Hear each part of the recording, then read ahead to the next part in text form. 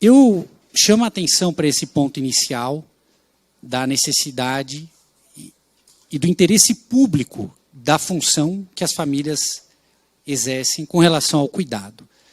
Nessa casa, há vários debates relacionados a pautas econômicas, as mais variadas pautas.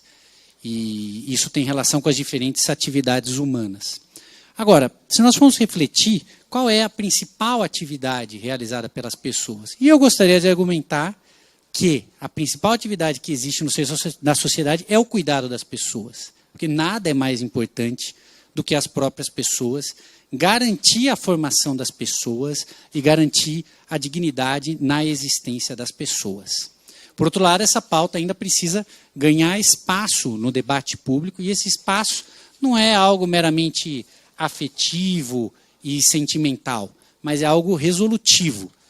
A função de cuidado que as famílias exercem é de interesse público, portanto, cabe apoio público a isso, porque é do interesse público que as famílias exerçam essa função da melhor forma e que isso signifique, evidentemente, alguma qualidade, que elas encontrem o apoio que precisam para exercer essa missão.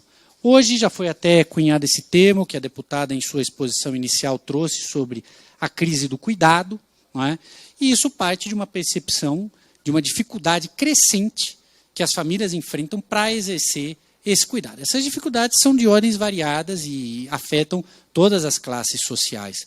Vão desde dificuldades relacionadas a questões socioeconômicas, mas também a transição demográfica, com o aumento da população envelhecida, que tem grandes demandas de cuidado, que vai aumentar cada vez mais, não é? E é necessário que nós nos preparemos para garantir o apoio que as famílias precisam para isso. Eu gostaria de listar alguns dos desafios sociais relevantes que afetam a população, que são problemas que todos nós, com certeza, compartilhamos preocupações a respeito. Então, no nosso país, nós temos registrados 40 mil crianças vítimas de violência doméstica todos os anos. Normalmente, esses registros são subnotificados, né? Em muitos casos não tem a devida notificação. 46 mil menores atendidos no sistema de justiça, certo? Por delinquência. 4% dos jovens entre 12 e 17 anos consumiram substâncias ilícitas. Isso dá mais de 1 milhão de jovens, e nós sabemos o tipo de consequência que isso traz ao longo da vida. É um desafio, certo? Quando nós formos olhar um elemento comum, agregador dessas discussões, nós podemos pensar, isso tem relação com a dinâmica familiar. E é verdadeira essa afirmação, certo? As famílias acabam ganhando as manchetes quando acontece algum problema, alguma catástrofe. Eu falei aqui de violência doméstica e outros tipos de ação. E isso entendemos porque aconteça, mas também queremos que não aconteça, que isso deixe de acontecer. E para isso é necessário que as famílias também sejam manchete e ponto de atenção pública, não só aqui no parlamento, mas de toda a sociedade, quando as coisas estão bem, para que fiquem bem.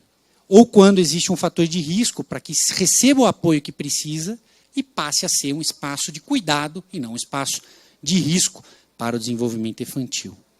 Então, se as famílias, boa parte desses problemas acontecem no ambiente familiar, evidentemente a solução vai passar pela família também, pela construção do apoio que a família precisa para poder exercer a sua missão, certo? Tem um outro dado bastante alarmante, que é relacionado à negligência familiar. Tá? E aqui eu gostaria de trazer isso como um elemento relevante na nossa discussão de política pública e de educação parental como solução. A negligência familiar é a denúncia mais frequente no Disque 100 de violação de direitos. Ou seja, é a violação de direito mais frequente que existe aqui no nosso país, negligência familiar. A negligência familiar ela tem 3 dimensões. Ela pode ser negligência física, que tem a ver com a não prestação de cuidados médicos básicos ou falta de alimentação adequada, por aí vai. Tá? A negligência emocional, que acontece quando as necessidades emocionais da criança são ignoradas. Ou a negligência educacional, quando não se proporciona as condições adequadas para o desenvolvimento da criança. É óbvio e evidente, e existem estudos que apontam a relação de fatos mais graves, né, como violência, esse tipo de coisa, com a negligência familiar. Em geral, esses crimes, porque aí nós já estamos falando de crime, vão acontecer em um ambiente em que há uma negligência reiterada. E aqui eu trago novamente esse elemento. Nós não estamos inventando um problema, nós estamos falando da principal violação de direitos que acontece no país. Se é a principal violação de direitos, a nossa demanda como sociedade civil é, ora, precisamos de uma atenção proporcional a isso, que é uma prioridade na atenção à negligência às famílias, para evitar que a negligência familiar aconteça. Existe uma responsabilidade, obviamente, primária da família, é um dever da família garantir o cuidado e a subsistência da criança. Esse dever ele vai aparecer na Constituição Federal e de forma muito explícita também no Estatuto da Criança e do Adolescente. Porém, a família não está encarregada disso sem nenhum tipo de apoio. Na própria Constituição já vai aparecer a sociedade e o Estado para garantir também o cuidado de forma subsidiária. O que isso significa? Que cabe à sociedade, é dever da sociedade e do Estado darem o apoio à família para ela exercer o seu dever. Nós não estamos falando de cobrar as famílias, como bem apontou a deputada na sua exposição inicial, cobrar as famílias para que funcionem bem. O que cabe é qual o apoio que nós estamos dando. Existem as condições adequadas para uma família, não é, exercer a sua missão. Na medida em que não existem essas condições, os casos de negligência familiar tem números, enfim, nós estamos falando de centenas de milhares de denúncias por ano. A principal denúncia diz que chega a quase 1 milhão de denúncias por ano. E as denúncias, eu repito, são subnotificadas. Então, dada a magnitude desse problema e desse desafio social, com consequências depois para a violência nas escolas, hein? Esse é um debate que está bastante presente aqui agora no parlamento, em função dos tristes casos que aconteceram, e eu sei que outros expositores trarão na sequência a importância dessa formação familiar, da educação parental, como também estratégia de prevenção de comportamento violento, enfim, e com o benefício que vai trazer. Nós temos esse macro problema da negligência familiar que está vinculado a tudo. E chegou a hora de nós termos uma discussão para entendermos melhor as raízes desse problema e discutir soluções possíveis para isso. Programas de educação parental, eles existem desenvolvidos e aplicados em vários lugares do mundo. Existe um corpo de pesquisa muito sólido e consolidado, trazendo os resultados e benefícios de programas de educação parental. Logo, haverá aqui uma professora da USP que está presente, a professora Elisa vai trazer essas evidências, não é? Mas existe uma pilha de resultados de programas com avaliação em universidades, etc., resultados consolidados. Temos uma recomendação da Organização Mundial da Saúde, através do programa Lifelong Health Learning Program, que é Educação Parental para Prevenção de Violência, e temos um chamado global do Unicef pela educação parental para a prevenção de violência e de negligência contra as crianças, porque foi, primeiro, que já existe evidência suficiente para fazer um chamado global, e, em segundo lugar, porque já foi aplicado em vários países, inclusive vários países africanos, com baixo custo, e os resultados estão aí para serem demonstrados. Previne negligência familiar e todos os outros problemas decorrentes disso. Não é? Como encaminhamento do que nós falamos, para concluir a minha fala, eu gostaria de dizer duas coisas. Temos sugerido aqui, em conversas com parlamentares, talvez até a criação de algum grupo de trabalho para explorar melhor esse assunto.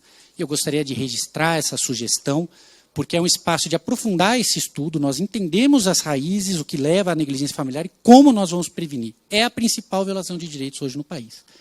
E eu estava vendo a última notícia relevante sobre esse tema, 2014, tem sido pouco falado. Então chegou a hora de trazer mais. E as soluções já existem também, essa é a vantagem. Então fica essa sugestão, existe bastante gente disponível.